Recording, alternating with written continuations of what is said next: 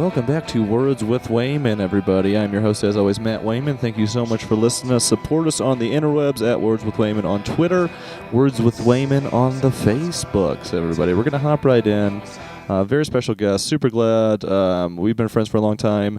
Please show some love. Comedian, actor, improver, all-around good guy, Mr. Robert Abbott. Hello. Hello to the people out there, everybody. Thank you for coming out. I'm sorry it's taken so long to get you on this. We hang out all the time. Yeah, I mean, you're a perfect guest. I don't know what I've been doing. No, it's all good. Yeah, I'm happy to be on, and yes, we do hang out all the time. Yeah, I first met you when I moved up here just a little bit after I moved up here to Denver. Saw you doing comedy, stand-up at the time. Realized that you were doing improv as well. Kinga's, wasn't it? I think it was Kinga's. Yeah, it was the first time we met. I saw you go up and we started talking afterwards. But then we got together afterwards and we were talking a little bit, and it eventually led to us getting together with the group, the agency that we founded. So I remember that. You invited me over to the house, met Bubba for the first time. Psychopath, the dog, has been on several podcasts, unfortunately. Actually, crazy story. Sidetracking here. The first time, one of the first times I was ever hanging out with Wayman. Wayman actually saved his dog's life. Oh yeah. By pulling a tennis ball pretty much out of his stomach. I think he'd already swallowed it. The first time we ever shot a video at the house, it was the first thing. It was like a very stressful environment, and then my dog, I gave him peanut butter, so in this Kong, so he'd be quiet, and then he just immediately swallowed it, and I was like, oh, he's fine, he's just being an idiot, and then he ate the entire thing. He ate the entire thing. It was like the size of a tennis ball, a Kong, but he jumped in the bathtub, and that's when I knew. I was like, oh god, something's wrong if he jumped in the bathtub. He just couldn't handle it. He was so excited. It's like me at Applebee's with the barbecue ribs they have Which is why you can't go to most of the Applebee's in the Colorado area. No, if I wanted to go to Applebee's in Illinois, I'd have to drive to Indiana. That is what the court said. Yeah. So we saved his life. That was a bonding moment. And then we shot the first video that we ever shot that day, which was it was that cop video. Yeah, Undercover Cop, which is still probably one of our funniest videos. Yeah, it's actually probably the best one we shot. Just whistled there through my teeth. Sorry about those levels there. The listeners love it. But the Undercover Cop, that's a homosexual. Yeah. But he just wants to suck prostitutes off, I guess. Yeah, right? Pretty much was the premise of the sketch. Yeah. And boy, did it work better than we thought it was going to. Oh, yeah. But that was kind of a cool thing. I guess just how did you get into comedy in general? Because you went to school, you went to college in Illinois and played football. Mm-hmm. Team sports guy. Yeah. I mean, I always wanted to do comedy, stand-up, improv, all that stuff. I loved SNL growing up. Yeah. Chris Farley, Sandler, Chris Rock, all the boys. Like I'm their buddy or something. You guys are friends. Yeah. You guys remember this one time I was watching Chris Rock, Chris Farley on TV. It was great. Hung out afterwards. We go way back. I ate 14 White Castles by myself that night. It was great. Cried a little bit. Yeah, okay. Like we all do. But yeah, I always wanted to do comedy, and throughout most of my life, it was sports and music. I still play the trumpet. Yeah, but, trumpet. We need to jam sometime. Yeah, we should. Talked about that. That'd be fun, man. Yeah. But yeah, pretty much middle school, elementary school through college. Wanted to do it, but had never tried it. Yeah, I mean, just had done all that other football and band, and just didn't. To be honest, I hate to say I didn't have time, but my priorities were elsewhere at the time, But it was something that I always wanted to do for sure. But you're used to being in the spotlight, used to being in front of people, you play music concerts and stuff. And yeah, I back in the day, my dad would have me and my sister on radio ads for the florist he owned. Yeah. Okay. Yeah, Abbott's Florist. I find a lot of people, like one of my buddies down in New Orleans, he was on TV as a kid on his dad's commercials. Yeah. I don't know if that's a correlation that I can 100% has made, but I feel like I find it a lot, especially with comedians when you're forced to act as a child. Right. It's like you get out of school and you're in the second grade and all you want to do is just go home and play with your Matchbox cars. Dad takes you down to WPNG. Yeah. WDWS, News Talk 1400. Those were the cheapest ads back in the day. Yeah, but ended the radio spots with one line. I still remember that line to this day. It's 1201 South Mattis in Champaign. That's awesome. Yeah. You still got the inflection, which I think is pretty awesome. Oh, yeah. So I wanted the upbeat on the end there. You have to. That was 37 takes, but I think it panned out at the end. When was the first time you ever performed stand-up comedy? First time ever. Did it at the Squire, actually. So way back. I started in improv, and where'd you start at improv? Did Bovine Metropolis Theater, the school they had there. Denver for people I think that it was don't know. at the time. I think it was the only classes that were being offered in town. Okay, there might have been some other like independent stuff, but yeah, it was great. So Ferrone. I guess just to back up a little bit, you finished up college and you were like Denver. Yeah. What was that thought process? I went back home to Champaign, and was after college was there for about 6 months, and then I had a buddy that lived out here, and just wanted to relocate out of the Midwest and cool. Yeah, meet some friends and stuff, and I just think that's really cool because I feel like everybody at some point has to be like, yes, I'm leaving. A lot of people, I'm sure you know people that have stayed and just done the same thing. Yeah, and I mean you've moved around a lot too. Denver's great, I love it, but I could also picture myself living somewhere else. That's a good first move, though. I mean, right out of college, just to say that you're gonna take the jump and actually do it. Yeah, might as well just go for it. So you got up here and you're like, these life changes are happening. Might as well try some improv. Mm-hmm. Were you scared before you did the first one? I know I was terrified, even though I'd done stand up for a while. Yeah, I mean, especially with improv too, and a lot of times if it's, I don't know, like you think you're going to be good at it. Yeah. And then you go in and you just realize you're not that funny at all. Because you're like the funny guy in conversation. Yeah, exactly. Like the funny guy in class. Room. Yeah. The class clown, all that so stuff. hard in the beginning. You know what I mean? Yeah. Improv it's still tough, man. Yeah. It's, but especially when you're just learning. Well, yeah, we play together as a team called All Your Dads. Yeah. Everybody. We're actually, man, are we? I think it's Tuesday. Yeah. We're in a show. This is going to come out like on Wednesday. Or actually, I think it'll come out tomorrow on Monday. So it'll be, we'll be playing like the next night. Yeah. But, doing a little two-man, All Your Dads. Two-man, All Your Dads. You guys have been wondering where we're at. We've been here. Been on stage. For our 12-minute set here. I think I say this a lot on the podcast, but when improv's good, it's like magic, and when it's bad, it's worse than the worst open mic you could ever see. Yeah.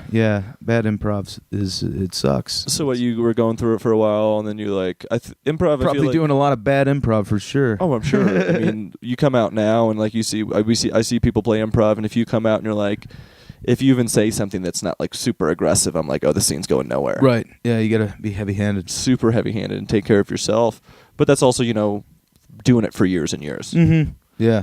I've been doing it for 5 years now, and I still feel like I know nothing.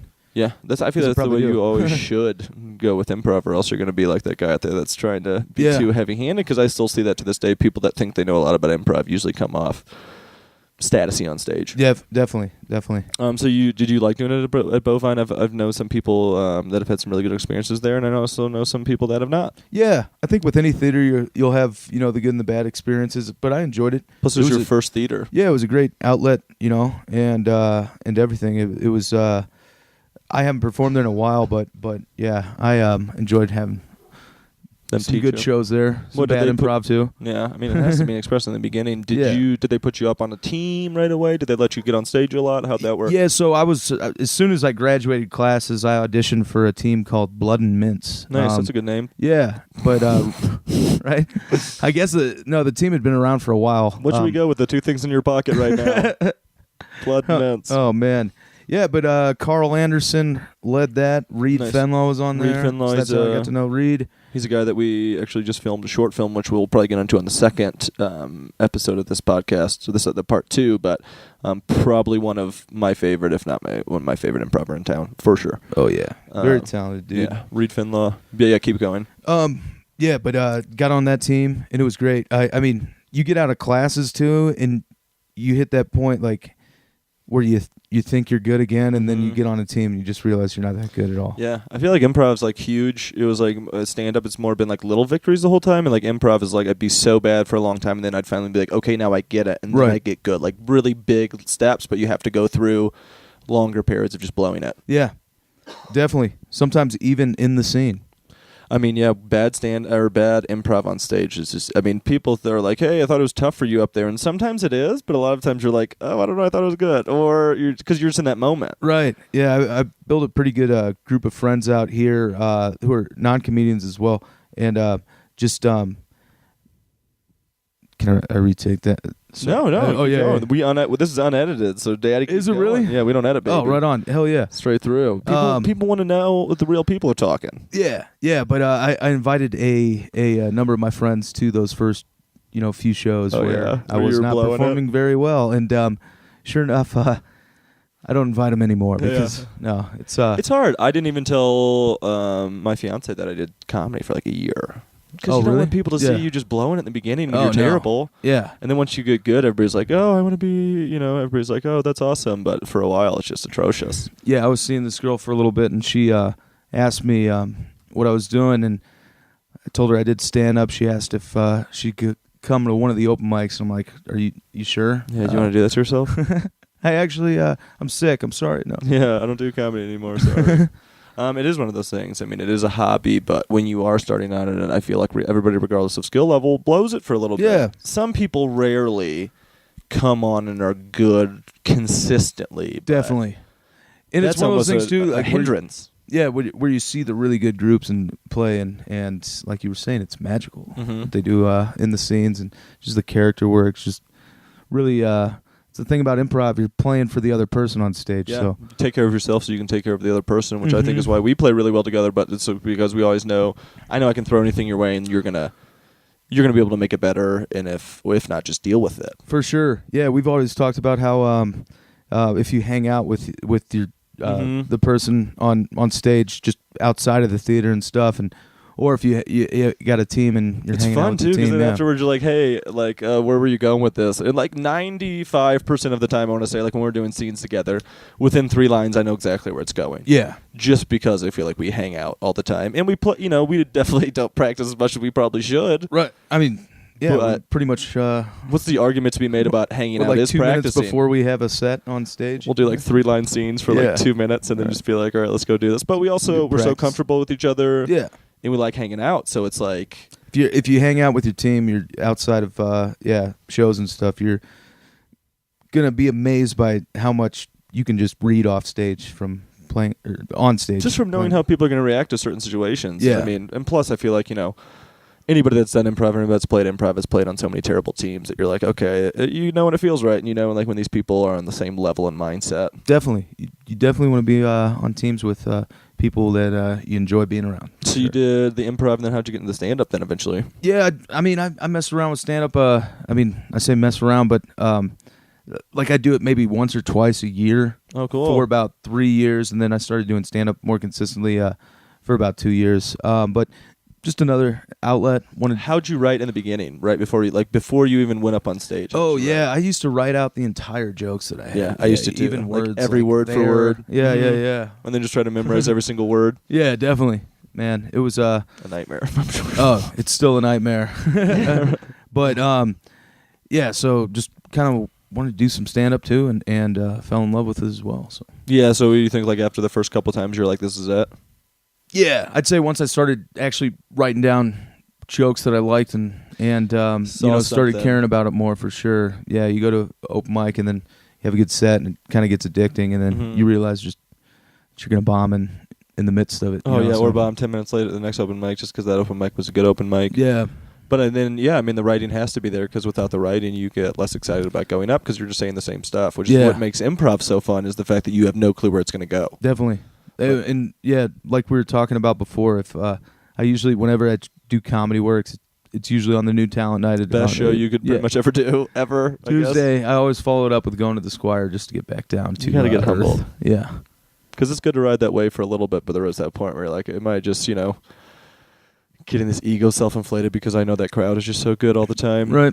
Did you find, and we're getting down to the end of this first episode because these things go so quick, did you, I know I found when I do this, I found that when I do, that my stand-up has helped my improv a lot, and also a lot vice versa. Yeah, definitely. You find, I don't know, that middle ground between them. Because stand-ups talk shit on improv a lot of times. Yeah, all the time. But there's a number of good stand-ups in town, just out in the country that have started an improv. And that improv on stage and stuff, and you have to be able to improv on stage, I feel like. That's definitely one of the things, I don't know if I'm fully comfortable with it yet, but actually exploring the improv on a stand-up stage. Which is weird, because, you perform improv a lot. I mean, you go up at least once or twice a week as improv. but then it's a weird thing to meld the two in some sense because you are alone. Yeah, when I was first starting out too, I had these jokes. I wanted to tell the jokes. I wanted to, see if the writing was justified. Yeah. If it's funny enough, because you know that you can also just go get laughs at improv because of the stuff that you can come up with in your head. Definitely. But when you're writing it down, people they make you work for it more because they know you wrote that down. Mm-hmm. Yeah. Cool. I feel like that's a good spot. These things go pretty quick. I feel like that was probably one of the. It sounded like a coked up interview. Can we retake? No, we're not. We don't retake anything. There's no editing in this. Wait, can we retake? So it's gonna go up. Before we get out of here, you want to give where everybody can find you at on the interwebs? Oh yeah, Twitter at Robert D. Abbott. Nice. And then hit up at Agency Sketch. Yeah, at Agency Sketch, agencysketch.com. At Words with Wayman on Twitter, Words with Wayman on Facebook. We'll be right back with part 2 with Robert Abbott. I want to thank everybody for listening. I want to thank you for doing this. Thank you. Oh, no problem, sweet boy. Thanks and bam. Thanks to everybody listening out there at 1201 South Mattis in Champaign.